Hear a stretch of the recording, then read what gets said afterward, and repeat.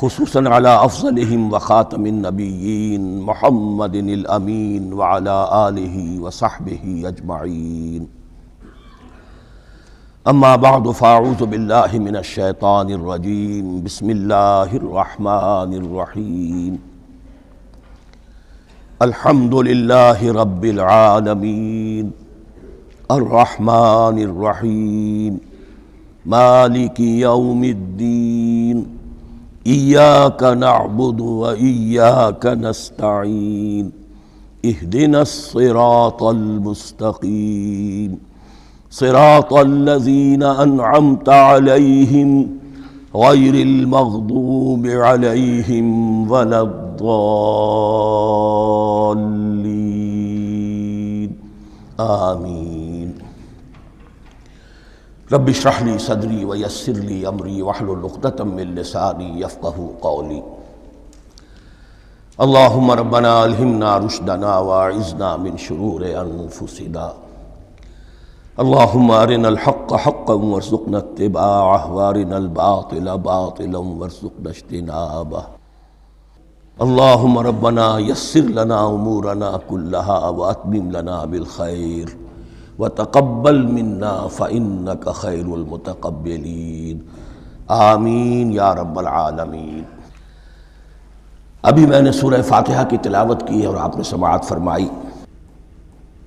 یہ سورہ مبارکہ مصحف کے اعتبار سے تو پہلی سورت ہے ہی، سب کو معلوم ہے، لیکن یہ بھی نوٹ کر لیجئے کہ یہ نزول کے اعتبار سے بھی سب سے پہلی مکمل سورت جو حضور پر نازل ہوئی وہ یہی ہے. اس سے قبل متفرق آیات نازل ہوئیں. 5 آیتیں سورہ علق کے آغاز میں، کچھ آیتیں سورہ قلم یا سورہ نون کے آغاز میں، کچھ آیتیں سورہ مزمل کی ابتدا کی، کچھ آیتیں سورہ مدثر کے آغاز کی. 5ویں وحی تقریباً اس پر اجماع ہے کہ یہ سورۃ الفاتحہ کی ہے اور یہ مکمل سورت ہے جو حضور پر نازل ہوئی. سورۃ الفاتحہ کے معنی ہوئے افتتاحی سورت. فتح یفتح کے معنی ہے کھولنا. مفتاح کنجی کو کہتے ہیں، چابی کو. تو یہ اوپننگ سورہ آف دی قرآن، قرآن حکیم کی افتتاحی صورت. ویسے جیسا کہ میں تعارف قرآن کے ضمن میں عرض کر چکا ہوں، عربوں کا یہ مزاج تھا کہ جس چیز سے انہیں خصوصی محبت ہوتی تھی اس کے بہت سے نام رکھتے تھے. اس کے بھی بہت سے نام ہیں.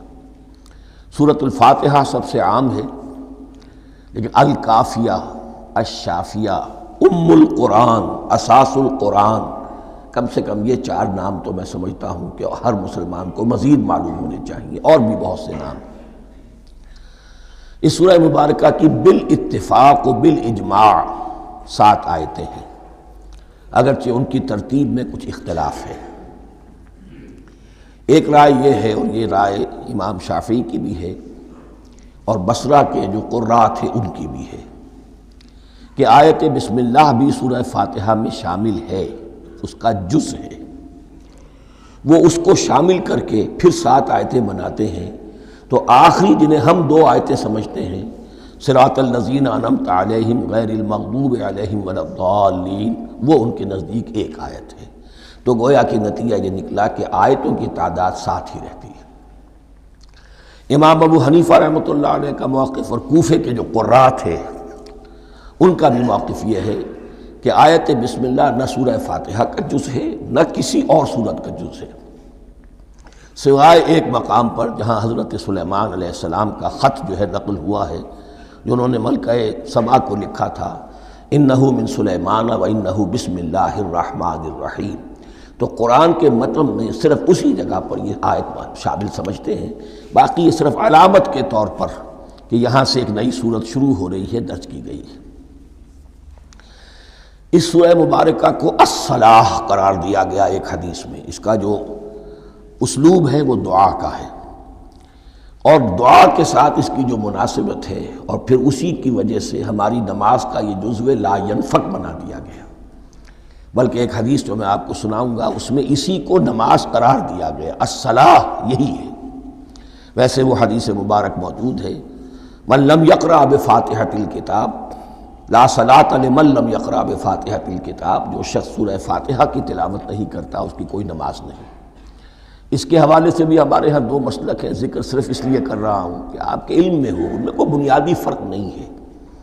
کسی بھی ایک رائے کا انسان قائل اور حامل ہو سکتا ہے بغیر اس کے کہ دوسرے کو بالکل غلط قرار دے، بلکہ یہ کہ اس کے لیے بھی گنجائش اپنے ذہن میں اور اپنے دل میں رکھے۔ اور دوسری رائے یہ ہے کہ اس کا حصہ نہیں ہے۔ اسی اعتبار سے یہ کہ یہ سورہ مبارکہ نماز میں پڑھی جانی ضروری ہے، لا صلاۃ لمن لم یقرأ بفاتحۃ الکتاب۔ البتہ یہ اختلاف ہے، یہ بات جو میں ذکر کر رہا تھا جو ذہن سے نکل گئی، کہ آیا مقتدی جو ہے امام کے پیچھے کھڑا ہو کر جب نماز پڑھ رہا ہو تو کیا اس صورت میں بھی اس کے لیے لازم ہے کہ سورہ فاتحہ پڑھے؟ اس میں دو رائے ہو گئی، بلکہ تین۔ ایک رائے انتہائی ہے اور وہ فقہ حنفی کی طرف منسوب ہے کہ اگر آپ امام کے پیچھے مقتدی کی حیثیت سے نماز پڑھ رہے ہیں تو کسی بھی رکعت میں آپ سورہ فاتحہ نہیں پڑھیں گے۔ ایک دوسری بالکل برعکس رائے ہے، وہ امام شافعی رحمۃ اللہ علیہ کی ہے کہ ہر حالت میں چاہے امام جہری رکعت پڑھا رہا ہو جس میں وہ بلند آواز سے سورہ فاتحہ پڑھ رہا ہو، اور چاہے وہ سری رکعت ہو، ہر حالت میں مقتدی کو بھی پڑھنی ہے۔ ایک تیسری رائے بین ہے، وہ امام مالک کی ہے رحمۃ اللہ علیہ، کہ جو سری رکعت ہے جس میں کہ امام بھی خاموشی سے پڑھ رہا ہے مقتدیوں کو بھی پڑھنی چاہیے۔ جو جہری رکعت ہے جس میں کہ امام بلند آواز سے پڑھ رہا ہے اس میں مقتدیوں کو خاموش رہ کر پوری توجہ جو ہے سننے پر صرف کر دینی چاہیے۔ اذا قرئ القرآن فاستمعوا له وانصتوا، جب قرآن پڑھا جا رہا ہو تو پوری توجہ اس کے پڑھنے پر مرکوز کر دو اور خود خاموش رہو۔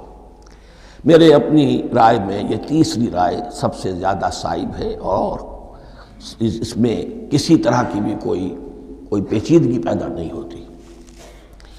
بہرحال اس سورہ مبارکہ کا جو اسلوب ہے میں نے عرض کیا دعائیہ ہے، البتہ قرآن مجید کے علم اور حکمت کے اعتبار سے، اس کے فلسفے کے اعتبار سے ایک بات سمجھ لینی چاہیے۔ قرآن کا فلسفہ یہ ہے کہ بنیادی ہدایت ہر انسان کے دل میں موجود ہے، بالقوہ، پوٹینشلی۔ یہ جو قرآن مجید یا اللہ کی کتابیں نازل ہوتی ہیں یہ انہیں ایکٹیویٹ کرتی ہیں، وہ اندر کی جو ڈورمنٹ کانشسنس ہے، خوابیدہ شعور جو ہے اسے بیدار کر کے، اور پھر یہ کہ اسے اجاگر کرتی ہیں۔ ہر سلیم الفطرت انسان اور سلیم العقل انسان، دو سلامتی شرط ہیں۔ سلیم الفطرت، نیچر پرورٹڈ نہ ہو، فطرت مسخ نہ ہو گئی ہو، عقل سلیم ہو۔ ان دونوں چیزوں کا نتیجہ یہ نکلتا ہے کہ وہ انسان از خود، بغیر کسی وحی کی رہنمائی کے، بغیر کسی نبی کی تعلیم کے سے استفادہ کیے ہوئے از خود بھی کچھ حقائق تک پہنچ جاتا ہے۔ اور وہ حقائق کیا ہیں؟ نمبر ایک یہ کہ اس کائنات کا ایک خالق ہے اور وہ ایک ہے، اور وہ تمام صفات کمال سے متصف ہے۔ نمبر دو یہ کہ انسان کی زندگی صرف یہ زندگی نہیں ہے، بلکہ ایک اور زندگی ہے کہ جس میں اس زندگی کے اعمال کے نتائج برآمد ہوں گے۔ یہ دو باتیں، اس کی زیادہ وضاحت کے ساتھ جو ہے اس کا تذکرہ آئے گا سورہ لقمان میں، جہاں حضرت لقمان کی شخصیت کا تذکرہ ہے۔ لیکن یہاں صرف یہ بات سمجھ لیجئے کہ قرآن کا فلسفہ یہ ہے کہ ہر انسان میں، ہر فرد نوع بشر میں جو اپنی ولادت کے وقت مسلم ہوتا ہے، حضور کی حدیث ہے کل مولود یولد علی الفطرہ ابواہ یحودانہ او ینصرانہ او یمجسانہ، ہر بچہ نوع انسانی کا فطرت اسلام پر پیدا ہوتا ہے، وہ فطرت کے اندر وہ ہدایت ودیت ہے۔ اب اگر وہ فطرت بس نہیں ہوئی اور عقل جو ہے وہ صحیح رخ پر کام کر رہی ہے تو ان دو حقائق تک وہ انسان خود پہنچ جائے گا۔ لیکن ان دونوں حقائق تک پہنچنے کے بعد اب وہ دست بستہ دعا کرے گا کہ اے رب اب مزید ہدایت تو مجھے عطا فرما۔ ایک تو یہ کہ میں کیا کروں کیا نہ کروں، میری عقل اس میں ٹھوکر کھا سکتی ہے، میں کسی اچھی چیز کو بری سمجھ سکتا ہوں، کسی بری کو اچھی سمجھ سکتا ہوں، تو مجھے صحیح راستہ، صحیح راہ ہدایت پر چلا۔ یہ دعا ہے جو انسان کرتا ہے جبکہ وہ ایمان باللہ اور ایمان بالآخرہ تک خود پہنچ چکا ہوتا ہے اور یہ سمجھتا ہے کہ صحیح زندگی کا رخ یہی ہے کہ جس رب کو میں نے پہچانا ہے کہ وہ اس کائنات کا خالق ہے اور مالک ہے اور رب ہے، میں اس کی بندگی کروں، اس کی اطاعت کروں، اس کا حکم مانوں، اس کے راستے پر چلوں۔ لیکن وہ راستہ کون سا ہے؟ اس کے لیے پھر دست بدعا ہوتا ہے کہ پروردگار تو میری رہنمائی فرما۔ یہ مقام ہے کہ جہاں آپ سمجھ لیجئے اپنے آپ کو بھی آج اس جگہ پر تصور کرتے ہوئے پھر اس سورہ مبارکہ کو پڑھیے کہ آپ اس مقام پر اللہ کے فضل و کرم سے پہنچ چکے ہیں کہ اللہ کو آپ نے پہچان لیا اور اس کی توحید کو جان لیا، اس کی جملہ صفات کمال سے آپ واقف ہو گئے۔ آپ یہ بھی جان گئے کہ بڑھ کر اس کے حضور میں حاضر ہونا ہے اور وہ حساب کتاب لے گا۔ پھر آپ نے یہ عہد بھی کر لیا کہ اب زندگی گزارنی ہے اس رب کی بندگی میں، اسی کی فرما برداری میں۔ اب یہاں کھڑے ہو کر آپ پوچھتے ہیں کہ اللہ مجھے وہ تفصیلی ہدایت عطا فرما، ایسا نہ ہو کہ کبھی میں کسی راستے پر چلتا ہوا کسی پگڈنڈی پر مڑ جاؤں اور وہ تھوڑی سی جو ڈیوییشن ہو میرے راستے کی وہ میری عاقبت کو برباد کر دے۔ یک لحظہ غافل گشتم و صد سال راہم دور شد، اس لیے کہ ہوتا یہی ہے سیدھے راستے سے ذرا سی کوئی پگڈنڈی جو ہے تھوڑے سے اینگل پر نکلی ہے، لیکن جب چلتے جائیں گے آپ تو جتنے آگے بڑھیں گے اس پر، اس راہ صراط مستقیم سے آپ اتنے ہی زیادہ دور ہوتے چلے جائیں گے۔ یہ ہے قرآن مجید کی حکمت اور فلسفے کے اعتبار سے اس سورہ مبارکہ کا مقام۔ اب آئیے ہم بسم اللہ کرتے ہیں۔ بسم اللہ الرحمن الرحیم، شروع کرتا ہوں میں اللہ کے نام سے جو رحمان اور رحیم ہے۔ اس پر کچھ گفتگو ہو چکی ہے تعارف قرآن کے ضمن میں کہ رحمان اور رحیم دو نام ہیں کہ جو رحمت کے مادے سے نکلتے ہیں۔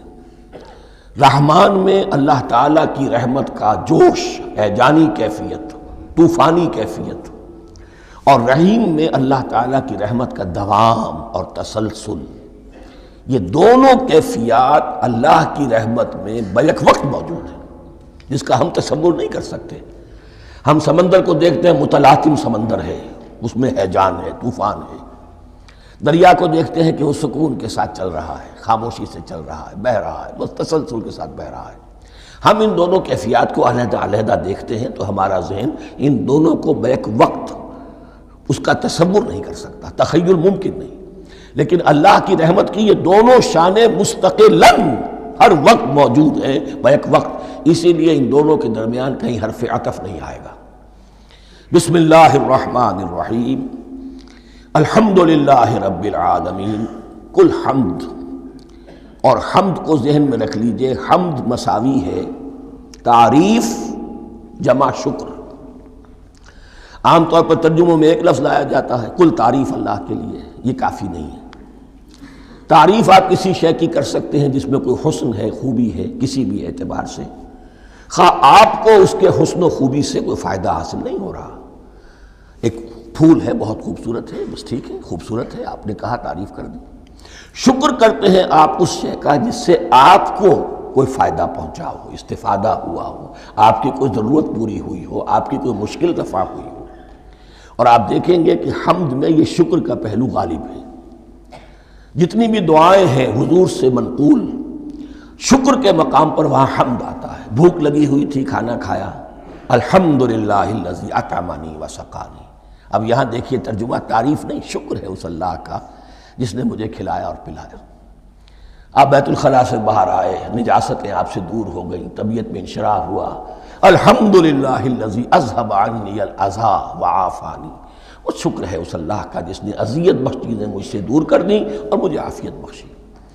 تو یہ الحمدللہ رب العالمین، اللہ تعالیٰ کا حسن و کمال اور حسن و جمال اپنی جگہ بھی اس انتہا کا ہے کہ جتنی تعریف اس کا حق ہے ہم کر ہی نہیں سکتے، لیکن اس کے احسانات اور انعامات ہم پر اتنے ہیں کہ ہم ان کو بھی گن نہیں سکتے۔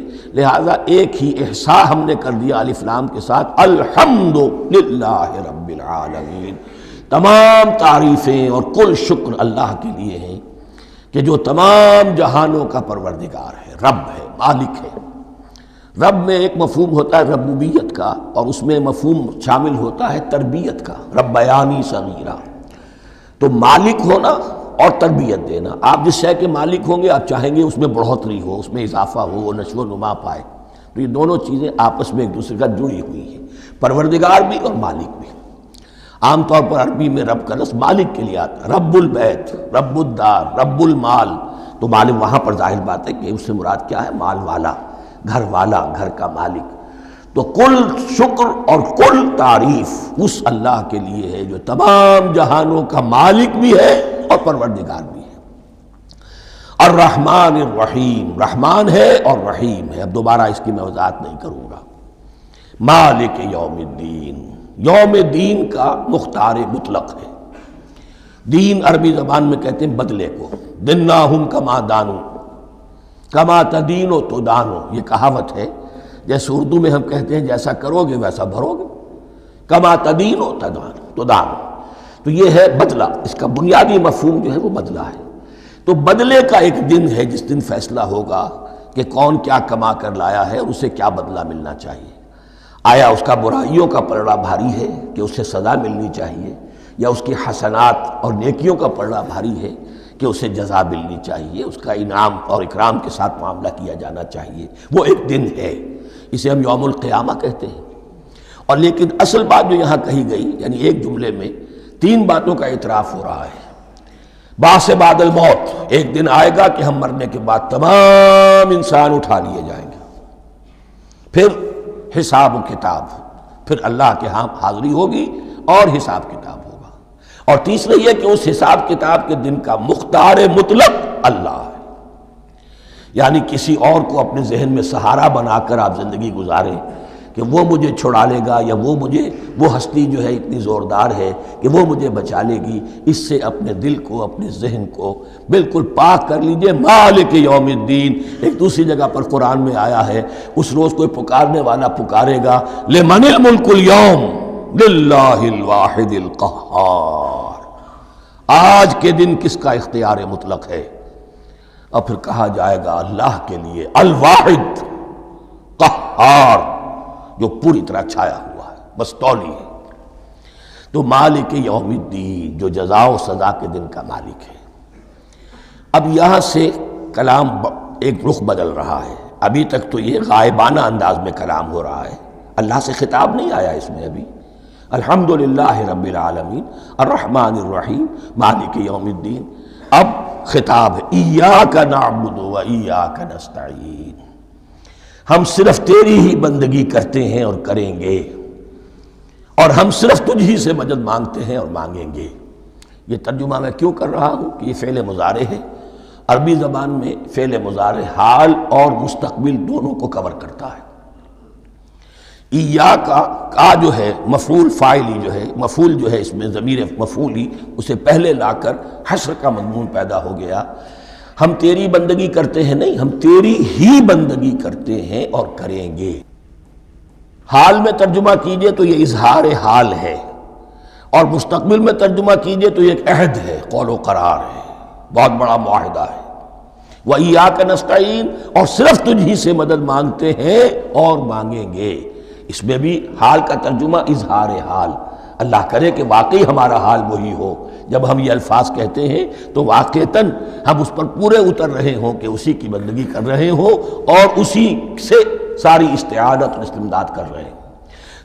جہاں تک مستقبل کا تعلق ہے وہ پھر ایک عہد ہے، اہدنا الصراط المستقیم، یہ مقام وہ آ گیا کہ یہاں تک تو اے پروردگار ہم پہنچ گئے، تیرے فضل سے، تیرے کرم سے۔ فطرت سلیمہ بھی تیری عطا کردہ تھی، عقل سلیم بھی تیری ودیت کردہ تھی، ان دونوں کی روشنی سے ہم یہاں تک تو پہنچ گئے۔ اب ہماری جو ضرورت ہے، احتیاج ہے، وہ کیا ہے؟ اہدنا الصراط المستقیم، ہدایت بخش ہمیں سیدھے راستے کی۔ یہاں دو باتیں سمجھ لیجئے۔ انفرادی سطح پر انسان کے لیے نہ معلوم کتنے مرحلے آتے ہیں ہر روز کہ جس میں وہ ایک چھٹک کر کھڑا ہو جاتا ہے، یہ کروں یا یہ کروں، دو آلٹرنیٹو سامنے آ رہے ہیں، فیصلہ کرنا مشکل ہو رہا ہے۔ قدم قدم پر ہدایت کی ضرورت ہے، اور اجتماعی طور پر نوع انسانی تین بڑے بڑے تمدنی مسائل میں واقعہ یہ ہے کہ تسلیم کر لیا جانا چاہیے کہ عقل انسانی اس کو راستہ نہیں دکھا سکتی۔ عام معاشرتی سطح پر مرد اور عورت کے درمیان حقوق اور اختیارات کا کیا توازن ہو، ناممکن ہے، انسان طے نہیں کر سکتا۔ انسان یا مرد ہے یا عورت ہے۔ عورت سوچے گی اپنے جذبات کا، اپنے خیالات کا لحاظ رکھے گی، مرد کے جذبات و احساسات کا اس کا کوئی تصور ہی ممکن نہیں۔ مرد سوچے گا اسے اپنے احساسات معلوم ہے، لیکن یہ کہ عورت کے احساسات سے وہ نابلد ہے، ان کو محسوس کر ہی نہیں سکتا۔ لا محالہ وہ اپنے بارے میں وہ جو بھی نظام بنائے گا اس میں وہ اپنی بالادستی رکھے گا۔ وہ تو ایک ہی ہستی ہو سکتی ہے کہ جو دونوں کی خالق ہے، مرد کی بھی عورت کی بھی، اور اس کو دونوں سے محبت ہے، دونوں کا خیر خواہ ہے، دونوں کا رب ہے، دونوں کو پروان چڑھانا چاہتا ہے۔ اسی طرح فرد اور معاشرہ یا ریاست، حکومت اور ریاست ہمیشہ یہ چاہتی ہے کہ سارے اختیارات ہمارے ہاتھ میں آ جائیں، ٹوٹلیٹیرین سوسائٹی ہو، بس ہم حکم دیں اور لوگ اس پر چلیں۔ افراد یہ چاہتے نہیں، ہمیں آزادی ہونی چاہیے۔ اب آپ دیکھیے کہ دنیا میں کتنے جھگڑے چلتے ہیں اسی پر، فریڈم فریڈم فریڈم۔ وہ فریڈم واقعتاً اپنی جگہ پر ایک شے ہے، افراد کی آزادی ہونی چاہیے، لیکن افراد کی آزادی اتنی نہ ہو جائے کہ وہ مادر پدر آزاد ہو جائے، کوئی قانون، کوئی قاعدہ، کوئی اخلاقی کوئی حدود اور قیود جو ہے ان کا پابند نہ رہے۔ تو اب کہاں ہے وہ نقطہ اعتدال کہ جس میں انسان کے انفرادی آزادی، انفرادی اختیار اور ادھر اجتماعی مصلحتیں جو ہیں ان کو بیلنس کیا جا سکے؟ انسان طے نہیں کر سکتا، صرف اللہ ہی اس کے لیے نظام دے سکتا ہے۔ تیسرا مسئلہ ہے سرمایہ اور محنت، اس میں کیا توازن ہو؟ سرمایہ اور محنت دونوں مل کر کچھ بنا رہے ہیں، کچھ پروڈیوس کر رہے ہیں۔ اب اس میں نفع جو ہوا ہے اس میں سرمایہ کا کتنا حصہ ہونا چاہیے اور لیبر کا کتنا ہونا چاہیے، کون طے کر سکتا ہے؟ اس کے لیے بھی کہ ایسا نہ ہو کہ سرمایہ داری جو ہے آکاش بیل بن کر پورے معاشرے پر چھا جائے، اور غریب بیچارہ، مزدور بیچارہ، کاشتکار بیچارہ وہ گویا کہ چکی کے دو پارٹوں میں پس کر رہ جائے، اس کی کوئی حیثیت نہ رہ جائے۔ لیکن یہ کہ دوسری طرف اگر یہ کہ مزدور کا جو حق ہے اس سے زیادہ اس کو دے دیا جائے تو سرمایہ جو ہے وہ سکڑ جائے گا، شائی ہو جائے گا، وہ پھر میدان میں نہیں آئے گا۔ کیا کیا جائے؟ کون سا نقطہ عدل و اعتدال ہے؟ یہ تین مسائل ایسے ہیں، اہدنا الصراط المستقیم۔ تو یوں سمجھیے کہ ایک جو بنیادی ہدایت تھی، ایک اللہ کو پہچان لینا، یہ جان لینا کہ کل حسن و جمال اور تمام انعام و اکرام کا منبع اس کی ذات ہے، وہ رحمان ہے اور رحیم ہے، اور یہ جان لینا کہ مرنے کے بعد جی اٹھنا ہے، حساب کتاب ہے، فیصلہ ہوگا جزا و سزا کا، اور مختار مطلق اس دن کا اللہ ہے۔ پھر یہ عہد کر لینا ایاک نعبد و ایاک نستعین۔ اس کے بعد دعا، پروردگار ہمیں ہدایت پر قائم رکھ، ہماری ہدایت میں اضافہ فرما۔ اس ہدایت کے لفظ کو سمجھ لیجئے، بنیادی ہدایت، تفصیلی ہدایت، قدم قدم پر ہدایت، ہدایت پر ہدایت۔ والذین اہتدوا زادہم ہدی، جو لوگ ہدایت کے راستے پر آتے ہیں اللہ ان کی ہدایت میں اضافہ کرتا ہے۔ تو یہ قدم قدم پر ہمیں ہدایت کی ضرورت ہے اور مرحلہ وار ضرورت ہے۔ ہدایت اس کو بھی کہتے ہیں کہ کسی نے آپ سے کوئی پتہ پوچھا، آپ نے کہا ادھر جانا، پھر دوسری گلی میں مڑنا، پھر جانا دو تین لائٹیں چلے جانا، پھر مڑنا، وغیرہ وغیرہ، یہ بھی ہدایت ہے۔ نظری طور پر آپ نے بتایا ہے۔ ایک ہدایت یہ ہوئی کہ بھائی میں چلتا ہوں آپ کے ساتھ، میں آپ کو وہاں تک پہنچا دوں گا تاکہ آپ کو دقت نہ ہو، آپ نے منزل تک پہنچا دیا۔ ان دونوں کے درمیان، یہ تو میں نے ایک فرد کی مثال دی ہے، اللہ اور بندے کے درمیان نہ معلوم کتنے مراحل ہیں ہدایت کے۔ تو کسی وقت بھی انسان اپنے آپ کو ہدایت خداوندی سے مستغنا نہیں سمجھ سکتا، اور نہیں تو پروردگار جو ہدایت دی ہے اس پر ہدایت پر قائم رکھ۔ کیا پتہ شیطان کا کوئی حملہ، کیا پتہ ہمارے نفس کی کوئی شرارت کسی ایسے رخ پر ہمیں ڈال دے کہ اب تک کی ساری کمائی بھی ضائع ہو جائے۔ لہذا یہ نہ سمجھیے کہ جب یہ ساری چیزیں ان کو معلوم تھیں، وہ ان چیزوں کا تو اقرار کر رہے تو اب ہدایت کون سی مانگ رہے ہیں؟ تو ہدایت کا تو بڑا میدان کھلا ہوا ہے، اور اس ہدایت کی وہ جو میں نے آخری شکل آپ کو بتائی ہے کہ منزل مقصود تک پہنچا دے، یہ ہدایت بھی قرآن مجید میں اس معنی میں بھی لفظ آیا ہے کہ اہل جنت جب جنت میں داخل ہوں گے تو جو ترانہ حمد ان کی زبان پر اس وقت ہوگا وہ کیا ہے؟ الحمدللہ الذی ہدانا لہذا وما کنا لنہتدی لولا ان ہدانا اللہ۔ کل شکر اس اللہ کا جس نے ہمیں یہاں تک پہنچا دیا۔ ہدایت دی یہاں تک پہنچا دیا، اور ہم ہرگز نہ پہنچ پاتے، ہم ہرگز ہدایت یافتہ نہ ہو سکتے اگر اللہ ہی ہمیں ہدایت نہ دیتا۔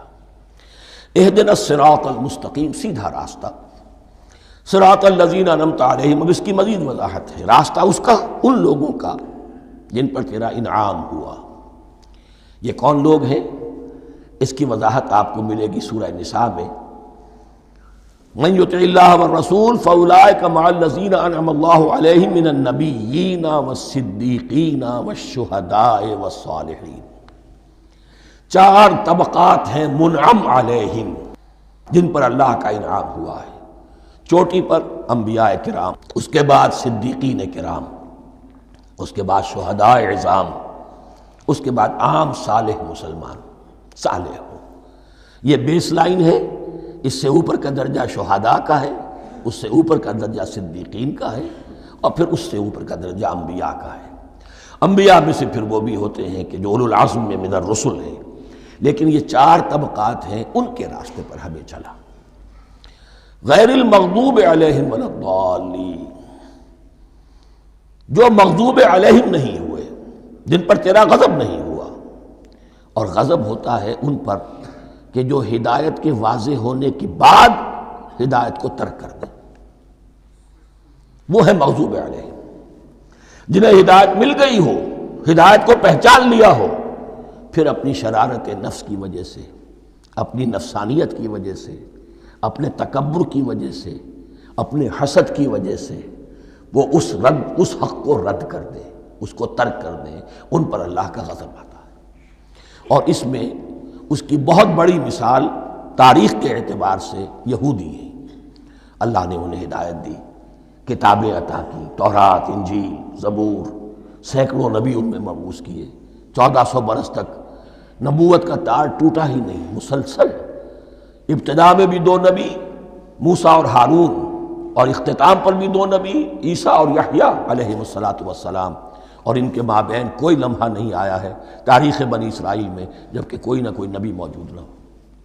لیکن انہوں نے اپنی شرارت نفس کی وجہ سے ہدایت تورات سے بھی منہ موڑا، اور پھر سب سے بڑی بات یہ کہ ہدایت محمدی سے، ہدایت قرآنی سے بھی صلی اللہ علیہ وسلم منہ موڑا، وہ ہے مغضوب علیہم ولا الضالین، اور نہ ہی گمراہ ہوئے۔ یہ لفظ جو آتا ہے عربی زبان میں گمراہ کا بھی ہے اور تلاش حق میں بھٹکنے والے کا بھی ہے۔ ایک وہ شخص ہے جس پر حق ابھی واضح نہیں ہوا، وہ تلاش میں ہے، اس کے لیے بھی ضال کا لفظ آئے گا۔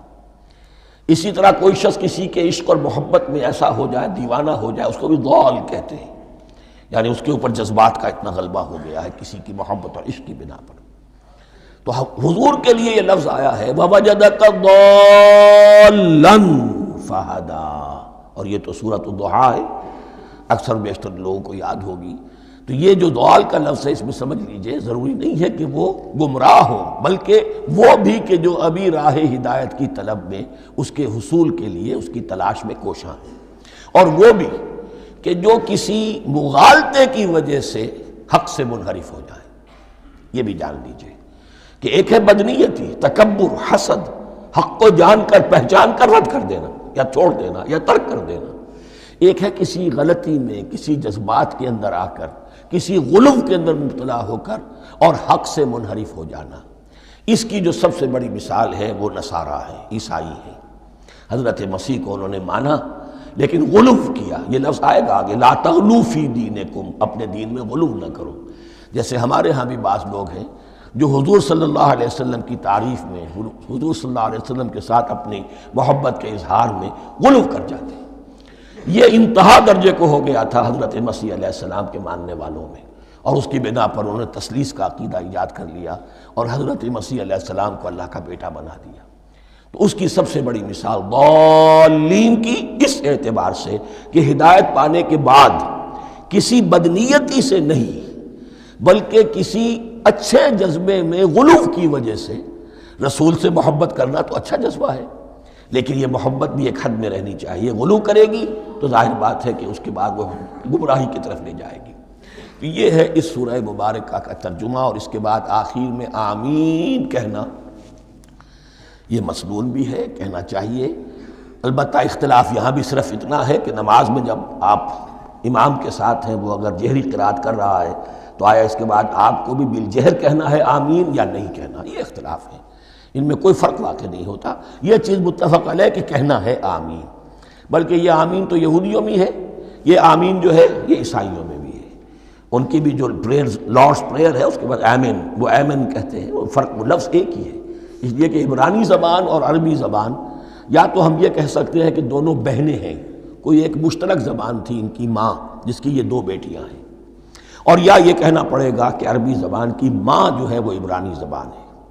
بہرحال بڑا قریبی رشتہ عربی کا اور عبرانی کا ہے، اس اعتبار سے وہ آمین۔ اب آپ کو معلوم ہے ہم السلام علیکم وہ کہتے ہیں، وہ سلام کہتے ہیں، فرق کیا ہے؟ وہ تو تلفظ کا فرق ہے۔ اسی طریقے سے اور بہت سے الفاظ ہیں، میں بعد میں بتا۔ اب میں اس سورہ مبارکہ کے بارے میں خاص حدیث آپ کو سنانا چاہتا ہوں، اور اسی سے در حقیقت جو امام ابو حنیفہ کا موقف ہے رحمۃ اللہ علیہ، اس کی حقانیت مزید مبرہن ہو جائے گی۔ یعنی کیا کہ آیت بسم اللہ سورہ فاتحہ کا جز نہیں ہے، سورہ فاتحہ الحمدللہ رب العالمین سے شروع ہوتی ہے۔ وہ میں آپ کو بتانا بھول گیا کہ جن کے نزدیک یہ سورت کا جز ہے وہ پھر جہری قرات میں بسم اللہ الرحمن بھی بلند آواز سے کہیں گے، اور جن کے نزدیک یہ سورہ فاتحہ کا جز نہیں ہے وہ نہیں کہیں گے، وہ الحمدللہ رب العالمین سے قرات کریں گے۔ تو کوئی فرق نہیں ہے بنیادی۔ یہ حدیث جو ہے یہ مسلم شریف میں ہے اور حدیث قدسی ہے، اس کے راوی حضرت ابو ہریرہ ہیں رضی اللہ تعالی عنہ، اور اس حدیث نے اس سورت کے مضامین کا نہایت عمدہ تجزیہ کر دیا ہے۔ حدیث کے الفاظ سن لیجئے، قسمت الصلاۃ بینی و بین عبدی نصفین۔ اللہ تعالیٰ فرما رہے ہیں، حدیث قدسی ہے، میں نے نماز کو، صلاۃ کو اپنے اور اپنے بندے کے درمیان آدھا آدھا تقسیم کر لیا، فنصفها لی ونصفها لعبدی، اس کا نصف جو ہے وہ میرے لیے ہے اور نصف جو ہے وہ میرے بندے کے لیے ہے، وَلِعَبْدِي مَا سَأَلَ، اور جو میرے بندے نے مانگا میں اسے دوں گا، میرا وعدہ ہے یا میں نے اسے دیا۔ اس کے بعد اس کی تفصیل آتی ہے، اذا قال العبد، جب بندہ کہتا ہے الحمدللہ رب العالمین، قال اللہ حمدنی عبدی، جب بندہ کہتا ہے الحمدللہ رب العالمین، اللہ فرماتا ہے میرے بندے نے میری حمد کی۔ وَإِذَا قَالَ الرَّحْمَنُ الرَّحِيمُ قَالَ اللَّهُ اثْنَى عَلَيَّ عَبْدِي، جب بندہ کہتا ہے الرحمن الرحیم، اللہ فرماتا ہے میرے بندے نے میری ثنا کی۔ وَإِذَا قَالَ مَالِكَ يَوْمِ الدِّينِ قَالَ اللَّهُ تَعَالَى مَجَّدَنِي عَبْدِي، میرے بندے نے میری تمجید بیان کی، میری بزرگی بیان کی۔ اب یہ تین آیتیں ہو گئیں، تینوں میں اللہ کی حمد ہے، ثنا ہے، تمجید ہے، یہ تین آیتیں خالص اللہ کے لیے ہو گئیں۔ اب چوتھی آیت آئی، ایاک نعبد و ایاک نستعین، اس کے بارے میں جب بندہ کہتا ہے اذا قال العبد ایاک نعبد و ایاک نستعین، قال اللہ تعالی ھذا ما بینی و بین عبدی ولعبدی ما سأل، یہ میرے اور میرے بندے کے درمیان ہے۔ یہ تو یوں سمجھئے کہ یہ گرہ لگ گئی ہے میرے اور میرے بندے کے مابین، اس نے مجھ سے قول و قرار کیا ہے، اس نے میری بندگی کا اعتراف کیا ہے، اس نے تسلیم کیا ہے کہ میری ہی بندگی کرتا ہے اور کرے گا، اور مجھ سے مدد چاہیے ہے۔ ھذا ما بینی و بین عبدی، یہ معاہدہ ہے، معاہدہ دو فریقوں کے مابین ہوتا، یہ میرے اور میرے بندے کے مابین ہے۔ وَلِعَبْدِي مَا سَأَلَ، اور میں نے اپنے بندے کو دیا جو اس نے مانگا، وہ میری مدد چاہتا ہے، میری مدد اس کے شامل حال رہے گی۔ فَإِذَا قَالَ، اور جب بندہ کہتا ہے اهْدِنَا الصِّرَاطَ الْمُسْتَقِيمَ صِرَاطَ الَّذِينَ أَنْعَمْتَ عَلَيْهِمْ غَيْرِ الْمَغْضُوبِ عَلَيْهِمْ وَلَا الضَّالِّينَ، قَالَ اللَّهُ تَعَالَى هَذَا لِعَبْدِي وَلِعَبْدِي مَا سَأَلَ، یہ تین آیتیں یہ میرے بندے کے لیے، اهْدِنَا الصِّرَاطَ الْمُسْتَقِيمَ، اسی صراط مستقیم کی وضاحت ہے مثبت، صراط الذین انعمت علیہم، اسی صراط المستقیم کی وضاحت ہے منفی انداز میں، غیر المغضوب علیہم ولا الضالین، یہ سب میرے بندے کے لیے ہے اور میں نے اپنے بندے کو دیا جو اس نے مانگا۔ اس کو میں نے ایک مرتبہ یہ ترازو کی شکل میں اس کو لکھوایا تھا۔ دیکھیے یہ ایاک نعبد و ایاک نستعین، یہ ہے وہ ترازی کی وہ ڈنڈی۔ واو جو ہے ایاک نعبد و ایاک نستعین، واو جو ہے گویا کہ وہ مٹھ ہے جس سے کہ ترازو کو پکڑا جاتا ہے۔ ادھر ایک پلڑا ہے جس کی 3 آیتیں ہیں، الحمدللہ رب العالمین، الرحمن الرحیم، مالک یوم الدین۔ اس کا نتیجہ کیا نکلا؟ ایاک نعبد۔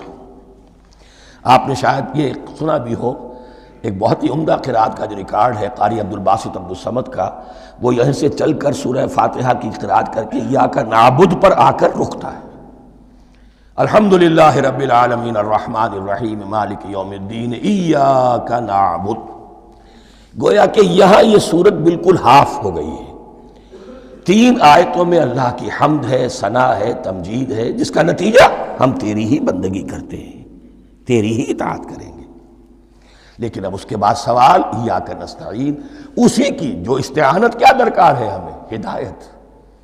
ہدایت سب سے بڑی استعانت ہے، ہدایت ہی تو سب سے بڑی مدد ہے۔ اہدنا الصراط المستقیم صراط الذین انعمت علیہم غیر المغضوب علیہم ولا الضالین۔ یہ ایاک نستعین کے حکم کے ساتھ یہ 3 آیتیں آ گئیں، اہدنا الصراط المستقیم صراط الذین انعمت علیہم غیر المغضوب علیہم ولا الضالین۔ قسمت الصلاۃ بینی و بین عبدی نصفین فنصفها لی ونصفها لعبدی ولعبدی ما سأل۔ اللہ تعالیٰ اس سورہ فاتحہ کا جو اصل مفہوم ہے وہ بھی ہمارے ذہنوں پر، ہمارے شعور کی سطح پر اسے اجاگر کیے رکھے، ہمیں توفیق دے کہ جب بھی پڑھیں، جب بھی سنیں تو وہ کیفیت اگر ہو جائے۔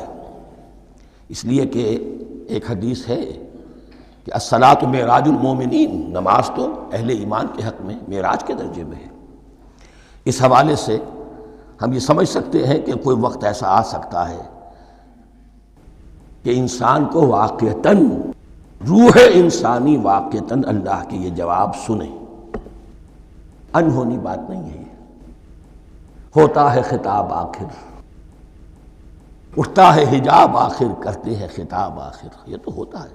مخاطبہ الہی، یہ تو میں نے عرض کیا کہ ثابت ہے، مخاطبہ، محادث اور تحدیث، اللہ بندوں سے کلام کرتا ہے۔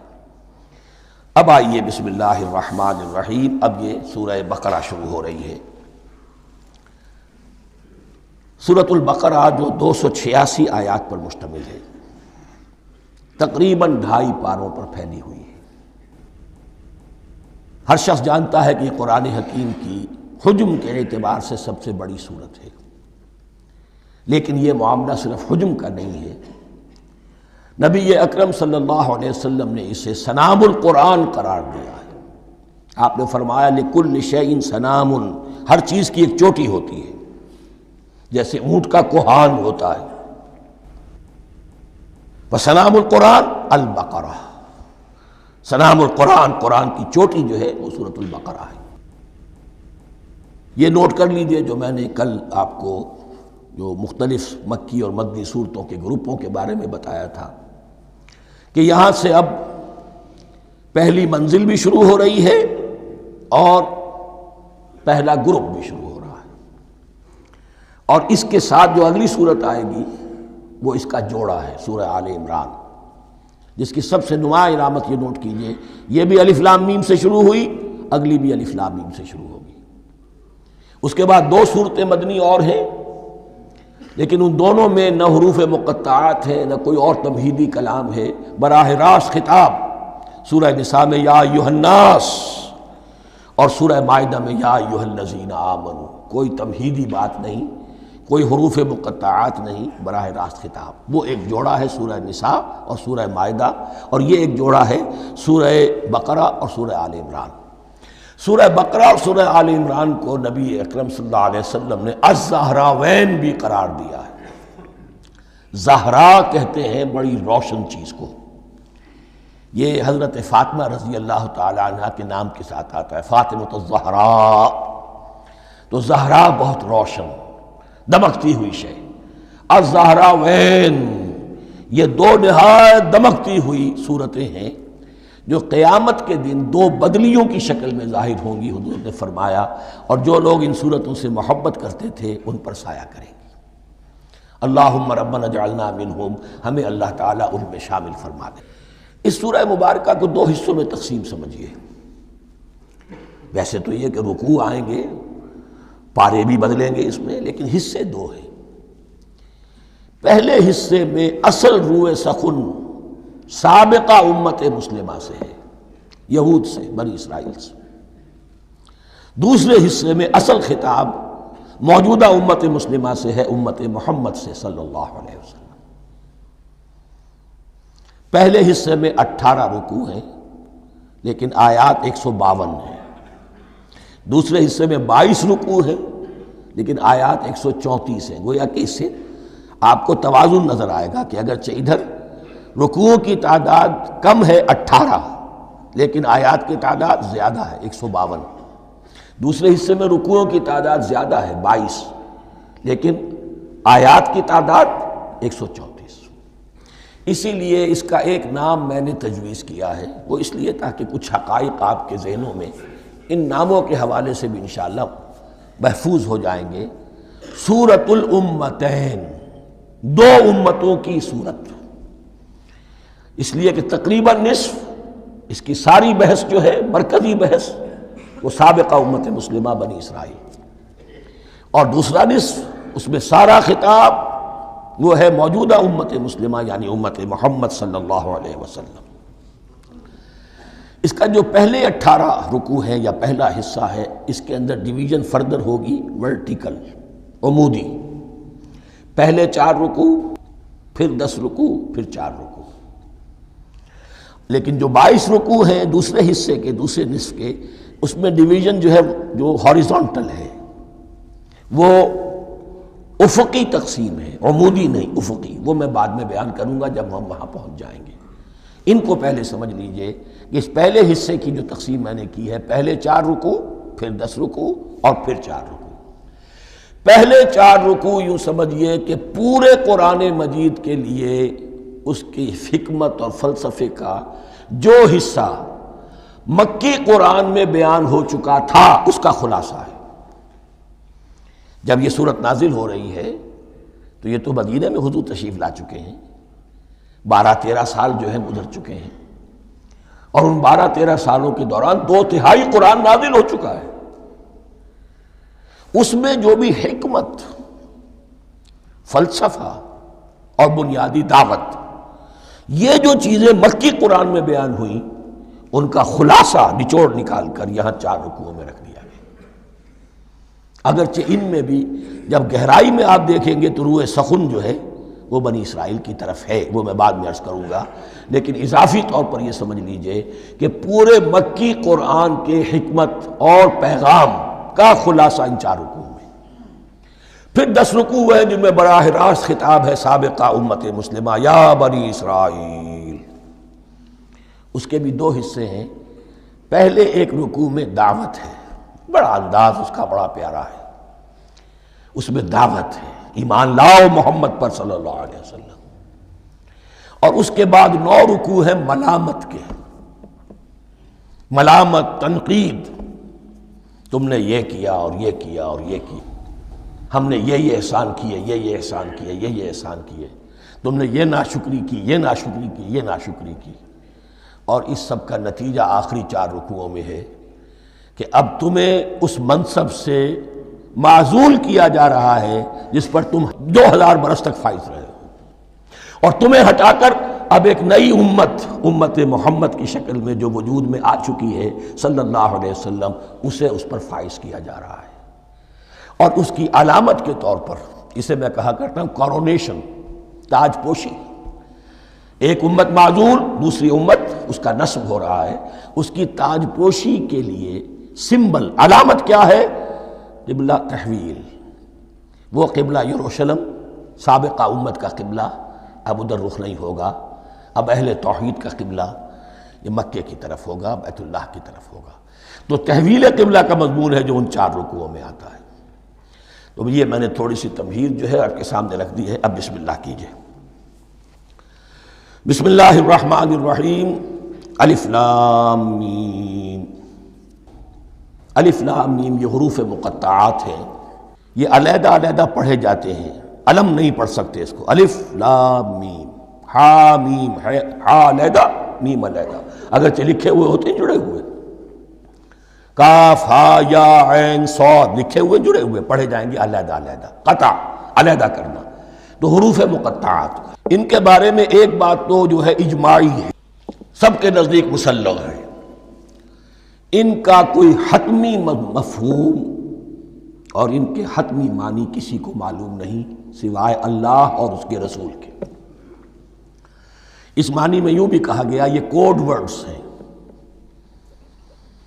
جیسے کہ کوئی میسیجز جو ہیں ادھر ادھر بھیجے جاتے ہیں، سیکرٹ میسیجز، تو کچھ کوڈ ورڈز ہوتے ہیں جس سے سمجھ میں آتا ہے کہ یہ بات واقعتاً صحیح سورس سے آ رہی ہے، واللہ عالم، لیکن اس کا کوئی مفہوم اور اس کے معنی جو ہیں وہ اتفاق اس پر ہے، اگرچہ بعض حضرات نے کچھ اپنی سی کوشش کی ہے، کچھ مفہوم جو ہے بنانے کی وہ اپنی جگہ پر ہے، لیکن یہ کہ کسی حضرت عبداللہ ابن عباس رضی اللہ تعالی عنہما نے بعض ایسی کوششیں کی ہیں، لیکن ان کی رائے کو بھی ان کی ذاتی رائے سمجھا گیا ہے، امت نے اسے قبول نہیں کیا۔ اجماع اور کنسنسس اسی پر ہے کہ اس کے معنی اور مفہوم کسی کو معلوم نہیں سوائے اللہ اور اس کے رسول کے۔ البتہ بعض چیزیں ایسی ہیں کہ وہ اگر نوٹ کر لی جائیں تو شاید آئندہ ہے اس میں کچھ راز کھلنے کے امکانات پیدا ہو جائیں۔ دیکھیے عربی زبان کے جو الفابیٹس ہیں ان کی تعداد 29 ہے یا 28 ہے، میں بتا چکا ہوں، الف اور حمزہ کو ایک سمجھے تو 28 ورنہ 29۔ پہلی بات یہ نوٹ کیجئے قرآن حکیم کی 114 صورتوں میں سے 29 صورتوں میں ان کے شروع میں یہ حروف مقطعات آئے ہیں۔ دوسری بات یہ کہ اس میں 28 کا نصف کیجئے تو 14 استعمال ہوئے، 14 نہیں استعمال ہوئے، بالکل آدھی تعداد استعمال ہوئی ہے۔ تیسرے یہ کہ جو شروع اور آخر اور درمیان 3 حصوں میں تقسیم کر دیجئے آپ، 9 9 9 پلواڑی 27، ایک طرف 10 رہ جائیں گے۔ پہلے حصے میں سے بہت کم حروف لیے گئے، بہت کم، آخری حصے کے تقریباً تمام حروف ہیں تقریباً۔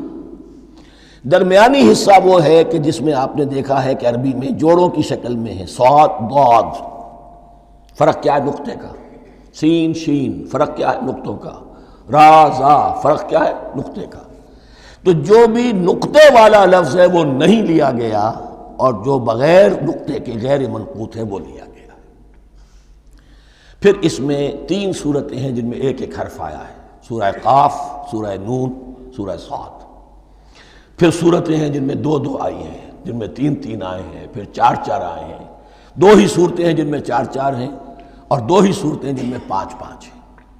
تو یہ ہے صرف یوں سمجھیے کہ اعداد و شمار، اس کے حوالے سے کچھ آدمی غور کرے تو شاید کوئی بات نکلے۔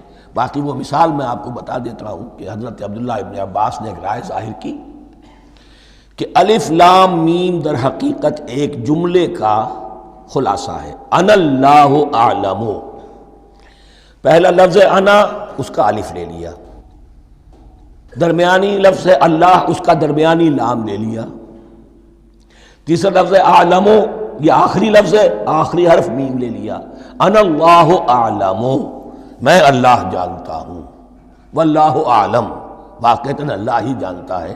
یہ حضرت عبداللہ ابن عباس کی رائے ہے، لیکن اگرچہ انہیں حبر الامت مانا گیا ہے، لیکن یہ کہ ان کی اس رائے کو بھی اکثر و بیشتر مفسرین نے قبول نہیں کیا۔ اب جو پہلے 2 رکوع ہیں اس سورہ بقرہ کے، ان کے بارے میں تعویل عام اور تعویل خاص کا ایک بڑا بنیادی فرق ہے جو نوٹ کر لینا چاہیے۔ جس وقت یہ صورت نازل ہو رہی ہے، میں عرض کر چکا ہوں کہ 12 سال ہو چکے تھے حضور کو اپنا فریضہ نبوت و رسالت ادا کرتے ہوئے۔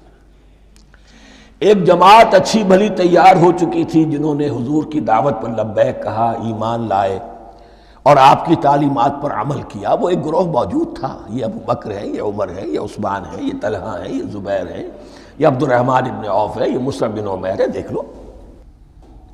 اور ایک گروہ وہ تھا کہ جو حق کو جان کر پہچان کر محض اپنی ضد اور حق درمی کی باعث وہ کفر پر اڑ گیا تھا۔